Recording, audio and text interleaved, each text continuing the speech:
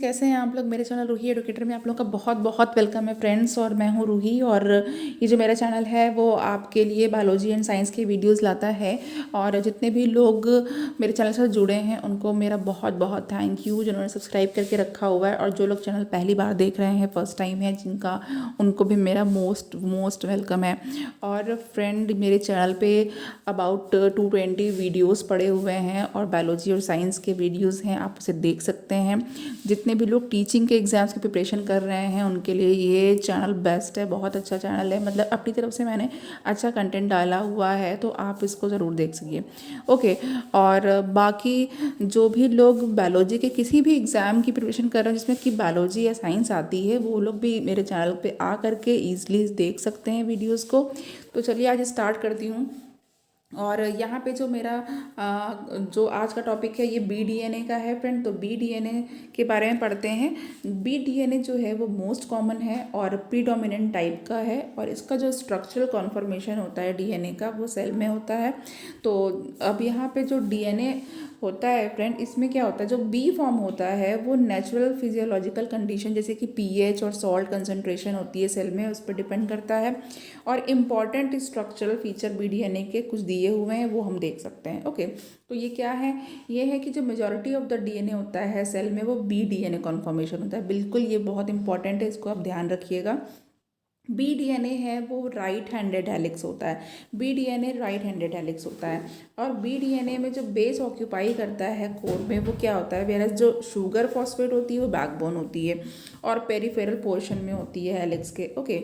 तो BDNA only edges of जो base pairs होती हैं वो एक्सपोज्ड होती हैं सॉल्वेंट में, किसी भी सॉल्वेंट में जब डालते हैं तो वो एक्सपोज्ड हो जाती हैं। नाउ अब जो ईच बेस पेयर है BDNA का, वो उसकी विड्थ जो होती है वो समान होती है। विड्थ जो 80 की है और GC की है BDNA में, वो कितनी होती है, वो 10.85 एंगस्ट्रॉम होती है। हेलिकल डायमीटर BDNA का 20 एंगस्ट्रॉम का है। और हर टर्न, यानी हर टर्न जो हेलिक्स का होता है BDNA में, वो क्या होता है, उसकी जो हेलिकल हाइट होती है वो 34 एंगस्ट्रॉम होती है। और ईच टर्न जो BDNA का है वो 10 बेस पेयर रखता है। ओके। हर एक टर्न पे 10 बेस पेयर हैं। जो DNA हम लोग मोस्टली स्टडी करते हैं वो BDNA है। ओके। नाउ जो डिस्टेंस है एडजेसेंट बेस पेयर की BDNA में, वो 3.4 एंगस्ट्रॉम है। और जो ईच बेस पेयर, जो हर एक बेस पेयर होता है उसमें जो हेलिकल ट्विस्ट होता है वो 36 एंगस्ट्रॉम, 36 डिग्री का होता है। ओके। अब प्लेन जो होता है इनर स्ट्रैंड हाइड्रोजन बॉन्ड्स का, वो परपेंडिकुलर होते हैं हेलिकल एक्सिस के।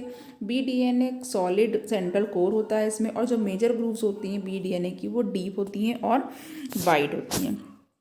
अब आगे भी देख लेते हैं। जो माइनर ग्रुप्स होती हैं BDNA की, वो नैरो होती हैं और डीप होती हैं। जो शुगर पॉकेट्स होते हैं BDNA के, वो यहाँ पे C2 एंडो एंडो जो कार्बन 2 पे होता है वो एंडो फॉर्म में होता है। Okay. Now glycosidic bond conformation जो है BDNA का, वो एंटी फॉर्म में होता है। चलिए नेक्स्ट स्लाइड की तरफ मूव करते हैं।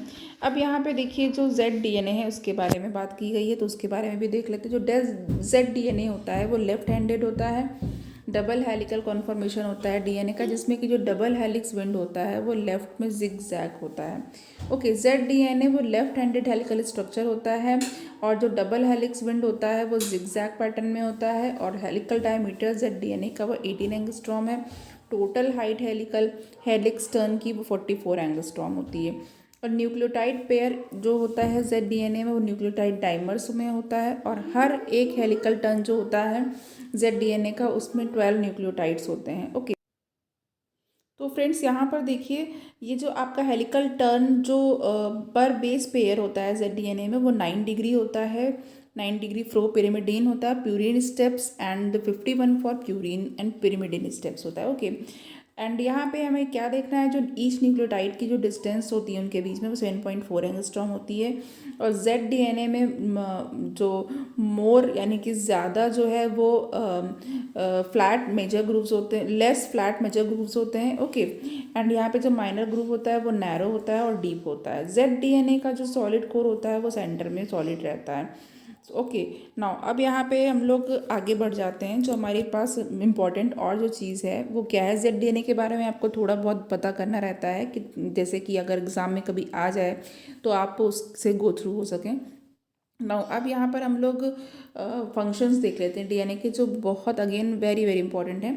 तो जेनेटिक इन्फॉर्मेशन जो है वो जेनेटिक ब्लूप्रिंट है पहला। तो इसका बहुत इंपॉर्टेंट फंक्शन होता है डीएनए का कि वो जेनेटिक इन्फॉर्मेशन को कैरी करता है, जेनेटिक ब्लूप्रिंट को कैरी करता है। तो डीएनए एक जेनेटिक मटेरियल है जो सारे हेरिडिटरी इन्फॉर्मेशन को कैरी करता है।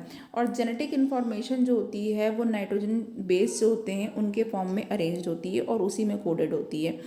नाउ रेप्लिकेशन देख लेते हैं। तो रेप्लिकेशन में क्या है, रेप्लिकेशन जो है आपका अगेन इंपॉर्टेंट फंक्शन है। तो डीएनए की एक यूनिक प्रॉपर्टी होती है कि ये रेप्लिकेशन करता है, इसका रेप्लिकेशन होता है। और जो प्रोडक्शन है कार्बन कॉपीज का, जैसे कि ऑटो कैटालिटिक फंक्शन जिसे कहते हैं, ओके ये क्यों एसेंशियल होता है, वो ये इसलिए एसेंशियल होता है जिससे कि जेनेटिक इन्फॉर्मेशन का ट्रांसफ़र एक सेल से डॉटर सेल में हो सके और जनरेशन से नेक्स्ट जनरेशन में हो सके। नाउ क्रोमोसोम्स, अब देखिए डीएनए होते कहाँ पर है, वेरी इंपॉर्टेंट, डीएनए क्रोमोसोम के अंदर होते हैं। ओके ये एक न्यूक्लिक एसिड है, डीऑक्सीराइबोज न्यूक्लिक एसिड जिसको कहते हैं। और ये हमारे पास जो डीएनए, जो भी डीएनए है वो क्या होता है, वो इसका इक्विटेबल डिस्ट्रीब्यूशन जो होता है सेल डिवीज़न में वो हो जाता है। रिकॉम्बिनेशन में देखिए, रिकॉम्बिनेशन अगेन इंपॉर्टेंट फंक्शन है। तो जब मियोसिस होती है तो जो क्रॉसिंग ओवर होता है तो न्यू कॉम्बिनेशन जीन्स के बनते हैं जिनको कि रिकॉम्बिनेशंस कहते हैं। म्यूटेशंस, नाउ म्यूटेशंस में क्या होता है, कोई भी चेंज हो जाता है सीक्वेंस में, जैसे कि नाइट्रोजनस बेसिस होते हैं तो उसके एडिशन हो सकता है, या फिर डिलीशन हो जाएगा, या फिर रॉन्ग रेप्लिकेशन हो जाएगा, जिससे कि क्या हो सकता है, म्यूटेशन हो जाता है। ओके नाउ म्यूटेशन जो होते हैं वो फाउंटेन हेड होते हैं, ये फाउंटेन हेड होते हैं of all the variations and evolution. Now अब यहाँ पर ट्रांसक्रिप्शन देख लेते हैं। जो डीएनए होता है वो आरएनए, डीएनए से जब ट्रांसलेशन होता है, सॉरी जब डीएनए से ट्रांसक्रिप्शन होता है तो क्या बनता है, आरएनए, और आरएनए से जब ट्रांसलेशन होता है तो प्रोटीन बन जाती है। तो नाउ डीएनए जो होता है वो आरएनए देता है, और यहाँ पे ये जो प्रोसेस होता है वो क्या कहलाता है, ट्रांसक्रिप्शन कहलाता है। और ये एक हेट्रोकैटालिटिक एक्टिविटी होती है डीएनए की। ओके तो ये हेट्रोकैटालिटिक एक्टिविटी है डीएनए की। नाउ नेक्स्ट इसका फंक्शन है सेलुलर मेटाबॉलिज्म। जो डीएनए होता है ये मेटाबॉलिक रिएक्शंस को कंट्रोल करता है, और ये किसकी हेल्प से करता है, ये करता है स्पेसिफिक आरएनएस और सिंथेसिस जो होती है स्पेसिफिक प्रोटीन की, एंजाइम्स की और हार्मोन्स की होती है। नाउ डिफरेंशिएशन का वर्क है, डिफरेंशिएशन का इंपॉर्टेंट वर्क है, और ये क्या है कि जब डिफरेंशियल फंक्शनिंग होती है कुछ स्पेसिफिक रीजन्स की डीएनए की, जैसे कि जीन्स की या डिफरेंट पार्ट्स की, तो क्या होता है, डिफरेंशिएट होता है वो शेप्स में, साइज में एंड फंक्शंस में। नाउ डेवलपमेंट क्या है, डीएनए जो है वो डेवलपमेंट, किसी भी ऑर्गेनिज्म के डेवलपमेंट को कंट्रोल करता है। और कैसे कंट्रोल करता है, ये ऐसे कंट्रोल करता है through working of an internal genetic clock. ठीक है, एक इंटरनल जेनेटिक क्लॉक सेट होती है जिससे जो है ये इसकी वर्किंग हो पाती है। नाउ और अब क्या होता है, without the help of extrinsic information, कोई भी एक्सट्रिंसिक या बाहरी कोई इंफॉर्मेशन की हेल्प नहीं ली जाती है इसमें। अब अगेन यहाँ पे इम्पोर्टेंट फंक्शन आ गया है डीएनए फिंगरप्रिंटिंग। नाउ इसमें क्या होता है, देखिए जो hyper variable micro satellite DNA होता है, इसके जो सीक्वेंस होते हैं हर एक इंडिविजुअल में वो डिस्टिंक्ट होते हैं। ओके और ये यूज्ड होते हैं, कैसे यूज होते हैं, ये आइडेंटिफिकेशन जब करना होता है किसी भी इंडिविजुअल का, या फिर उसके जो है रिलेशनशिप्स को डिसिफर करना रहता है, ओके उसको पता करना रहता है। और ये जो मैकेनिज्म होती है वो डीएनए फिंगरप्रिंटिंग की कहलाती है। ओके नाउ और आप जानते हैं फ्रेंड्स, जैसे कि जो भी फिंगरप्रिंट होते हैं, अगर हम लोग हैंड फिंगरप्रिंट की बात करें तो किसी भी दो पर्सन में सेम फिंगरप्रिंट्स नहीं हो सकते, हर एक पर्सन का इंडिविजुअल फिंगरप्रिंट भी होता है। चलिए नेक्स्ट है हमारे पास जीन थेरेपी। जीन थेरेपी में क्या है, जीन थेरेपी जो है यहाँ पे ये डिफेक्टिव हेरिडिटरी जो होती है उस वो जो है इन जब हमारे पास जब जीन्स को करेक्ट करना होता है तो क्या करते हैं, डिफेक्टिव वाले जो जीन्स होते हैं उसको रिप्लेस करके जो है उसमें करेक्ट जीन्स को या अच्छे वाले जीन्स को वो डाल देते हैं, तो ये जीन थेरेपी कहलाती है। ठीक है, अगर किसी का भी जीन थेरेपी करना है तो हम लोग कैसे करेंगे, आई मीन जो किया जाता है एक्सपर्ट्स के द्वारा, वो कैसे होता है कि जो डिफेक्टिव जीन्स का पता लगाते हैं उसको रिप्लेस कर देते हैं और उस पर करेक्ट जीन्स को प्लेस कर दिया जाता है। नेक्स्ट है हमारे पास एंटीसेंस थेरेपी। ये जो थेरेपी होती है क्या होती है, ये एक्सेस अवेलेबिलिटी होती है जब एंटी mRNA की, मैसेंजर आरएनए की या फिर एंटीसेंस आरएनए की। और ये क्या होता है, ये जो है पैथोजेनिक जीन्स को अलाउ नहीं करता है और ये अपने आप को एक्सप्रेस नहीं कर पाते हैं। ओके, और इस टेक्निक से जो होती है, इस टेक्निक से जो एंजियोप्लास्टी का जो फेलियर हो जाता है, एंजियोप्लास्टी होती है अगर वो फेल हो गई है तो उसको भी चेक किया जाता है। नाउ अब ये जो मॉडिफिकेशन है इस तरह की टेक्निक के, जो आरएनए का जो टेक्निक है, ये आरएनए इंटरफेरेंस या फिर आरएनए-आई कहलाती है। ओके, तो यहाँ पे इतना हो गया। चलिए नेक्स्ट बात कर लेते हैं। नेक्स्ट हमारे पास डीएनए की पैकेजिंग का भी एक स्लाइड है, तो उसके बारे में भी देख लेते हैं। देखिए अब डीएनए का जो हेलिक्स है इसकी पैकेजिंग कैसे होती है। जो डिस्टेंस होती है दो एडजेसेंट बेस पेयर की, वो 0.34 नैनोमीटर होती है, जिसको कि अगर हम लोग एंगस्ट्रॉम में कन्वर्ट करेंगे तो 3.4 एंगस्ट्रॉम आएगी। अब जो लेंथ है डीएनए की किसी भी ह्यूमन डिप्लॉयड सेल्स के लिए वो कितनी है, 6.6 into 10⁻9 base pair into 0.34 into 10⁻9 M base pair. Okay, अब यहाँ पे 2.2 मीटर में कन्वर्ट हो गया। चलिए ये अब ये जो लेंथ होती है बहुत ज़्यादा होती है, बहुत ही ज़्यादा होती है किसी भी न्यूक्लियस में इसको फिट करने के लिए। तो होता क्या है, जो नंबर ऑफ बेस पेयर होते हैं ई कोलाई के, वो भी देख लेते हैं यहाँ पे। ये होते हैं 4.6 इंटू 10⁻6। ओके, और जो टोटल लेंथ होती है वो 1.36 होती है। तो अब देखिए बहुत ही बड़ा सा जो है आपका ये स्ट्रक्चर होता है और उसको स्मॉल न्यूक्लियस में जो है वो फिट करना रहता है। तो अब होता क्या है, देखिए लॉन्ग साइज डीएनए जो है वो स्मॉल एरिया में कैसे एकोमोडेट होगा, कैसे आएगा। अब यहाँ पे ई कोलाई की बात कर रहे हैं तो अबाउट 1 माइक्रोमीटर है ई कोलाई में। और पैकेजिंग होगी या कॉम्पैक्ट किया जाएगा स्ट्रक्चर को, बहुत ज़्यादा कॉइलिंग होगी, उसके बाद ही इसको कर सकते हैं। ओके, तो जो डीएनए है वो क्या होता है, वो एसिडिक होता है। ध्यान रखिएगा, डीएनए एसिडिक है या बेसिक, ये भी क्वेश्चन पूछा जाता है। तो डीएनए जो होता है वो एसिडिक होता है। क्यों एसिडिक होता है, क्योंकि इसमें बहुत सारे large number of phosphate groups present होते हैं। अब कॉम्पैक्शन जब होता है इसको जो फोल्डिंग होती है, कॉम्पैक्शन होता है वो उसके द्वारा जो है। और उसके बाद फिर क्या होता है, जो डीएनए का जो अटैचमेंट होता है वो बेसिक प्रोटीन से होता है, पॉलीएमीन से होता है प्रोकैरियोट्स में, और हिस्टोन से होता है यूकैरियोट्स में। वेरी वेरी इंपॉर्टेंट है, इसको याद रखिएगा। चलिए डीएनए पैकेजिंग जो प्रोकैरियोट्स में होती है उसको देख लेते हैं। यहाँ पे देखिए जो डीएनए की पैकेजिंग प्रोकैरियोट्स में होती है, तो यहाँ पे जो डीएनए जो होता है वो साइटोप्लाज्म में पाया जाता है, सुपर कोइल्ड स्टेट में पाया जाता है। और जो कोयल्स होते हैं वो कैसे मेंटेन किए जाते हैं, वो नॉन हिस्टोन बेसिक प्रोटीन के द्वारा मेंटेन किए जाते हैं, जैसे कि पॉलीएमीन्स है एंड आरएनए है। ये प्रोकैरियोट्स की हम चूँकि बात कर रहे हैं। ओके, तो यहाँ पे चूँकि हिस्टोन से एसोसिएटेड नहीं होता है इसलिए ये नॉन हिस्टोन प्रोटीन की बात की जा रही है। और ये जो कॉम्पैक्ट स्ट्रक्चर होता है डीएनए का, इसको न्यूक्लियोइड या फिर जीनोफोर कहलाते हैं। वेरी इंपॉर्टेंट, ये न्यूक्लियोइड या फिर जीनोफोर कहलाता है। चलिए जो डीएनए की पैकेजिंग होती है यूकैरियोट्स में क्या होता है, ये जो है ये लाइसिन की हेल्प से होती है और आर्जिनिन रिच बेसिक प्रोटीन्स होती हैं जिसको हिस्टोन कहते हैं। अगेन वेरी वेरी इंपॉर्टेंट कि जो हिस्टोन होती है वो उसमें कौन सी प्रोटीन्स होती हैं, ये जो है lysine and arginine rich basic protein के बने होते हैं। ओके, जो यूनिट ऑफ कॉम्पैक्शन होती है ये क्या कहलाती है, ये न्यूक्लियोसोम कहलाती है।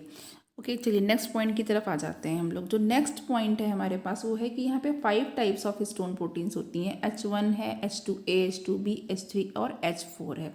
ये जो 4 होती हैं इनमें से वो क्या होती हैं, ये ऑक्टेमर के फॉर्म में रहती हैं, यानी कि 2 कॉपी होती है हर एक की। और वो कौन कौन से हैं, H1 को छोड़ करके ये जो चारों हैं, H2A, H2B, H3 and H4। Okay, now अब इसको क्या कहते हैं, इसको न्यू बॉडी या फिर कोर ऑफ न्यूक्लियोसोम कहा जाता है। इसको न्यू बॉडी या फिर कोर ऑफ न्यूक्लियोसोम कहा जाता है। Very very important.